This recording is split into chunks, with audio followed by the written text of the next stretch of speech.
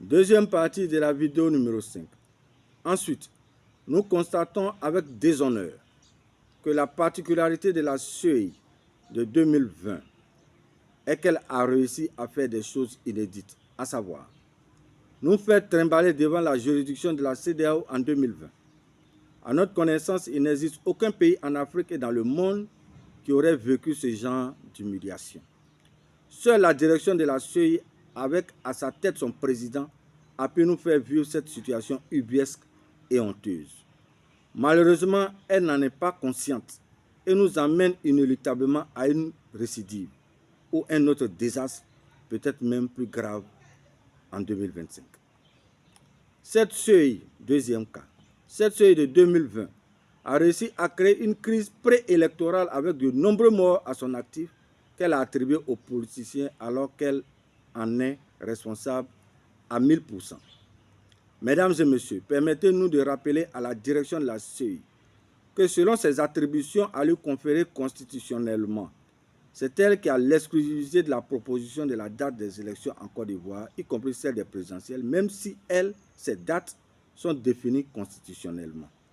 Donc, si vous avez décidé d'organiser les élections présidentielles de 2020 dans un environnement que vous avez contribué à rendre combustible par la violation de la loi sur l'équilibre et l'impartialité des membres des instances de la CEI et le choix du système de fonctionnement du processus électoral que vous avez fait, alors les conséquences de votre décision vous incombent directement et personnellement.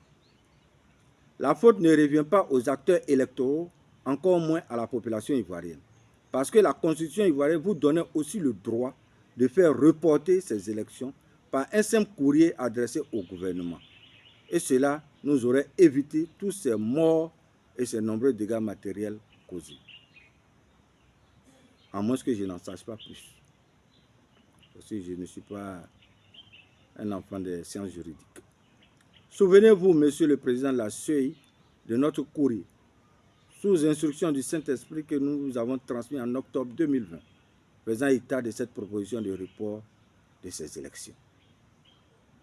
Cette malheureuse décision qui a été prise en 2020 et qui a fait tant de tort aux Ivoiriens était juste à l'avantage du candidat du parti politique majoritaire à la commission centrale et à la présidence des commissions locales. Et l'on nous parle de CEI crédible et indépendante. Où se trouve donc cette crédibilité de cette institution quand elle prend toujours les décisions qui favorisent une personne ou un groupe de personnes en violation des textes, des lois en vigueur et de ses attributions? Quand la loi arrange le camp de la majorité à ses instances, la CEI la fait appliquer dans toute sa rigueur. Quand elle ne l'arrange pas, elle parle d'application intelligente de la loi en ne l'appliquant pas. Et elle fait semblant d'être surprise quand on la traite de partialité. La troisième et dernière chose inédite, jamais vue dans ce pays et nulle part ailleurs en Afrique et dans le monde, c'est la proclamation officielle des résultats de la présidentielle à la télévision nationale en 2020, avec des chiffres aberrants et incohérents, à la limite même humiliants. Ce qui a amené la CEI à arrêter cette proclamation télévisée par département et région et fait venir son président nuitamment pendant que tout le monde dormait pour proclamer les résultats globaux. Et l'on nous parle de CEI crédible et indépendante. Cela dit, n'importe quel autre expert national, ou russe, ou européen, ou américain, ou chinois et autres, qui viendraient faire cette même étude du système électoral de la CEI, déboucheront sur les mêmes conclusions que ce qui vient de vous être présenté.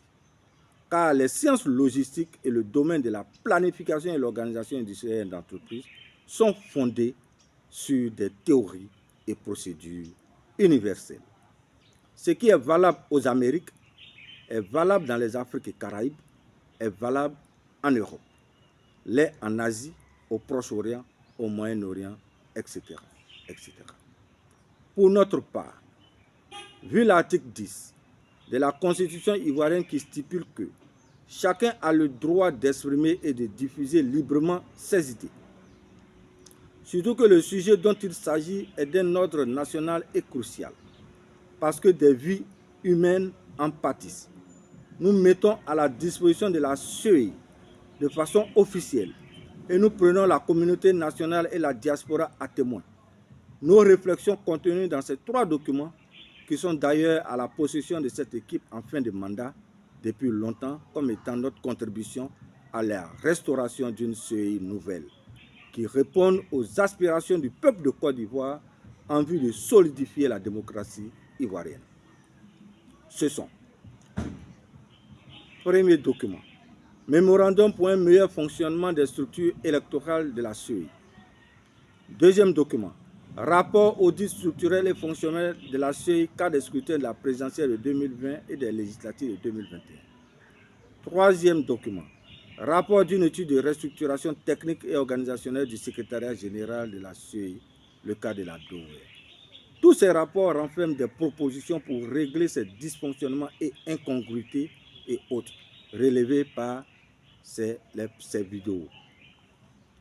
Réduire aussi dans une grande proportionnalité la violence électorale et le convoi d'électeurs qui sont des problèmes épineux dans le processus électoral ivoirien que malheureusement cette équipe de la CEI feigne de ne pas remarquer.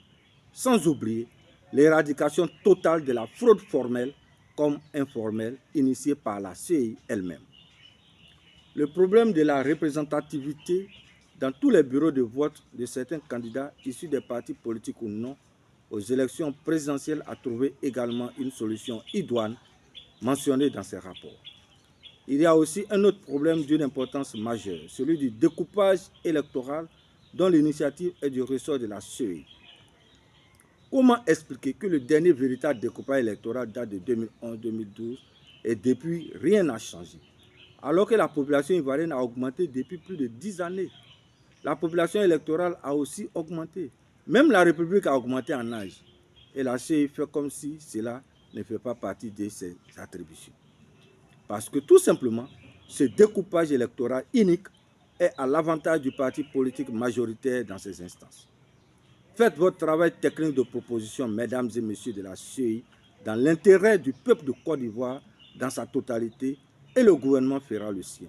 Et l'on nous parle de CEI crédible et indépendante. Merci pour votre attention. Tout à l'heure pour la 3e partie de la vidéo numéro 5.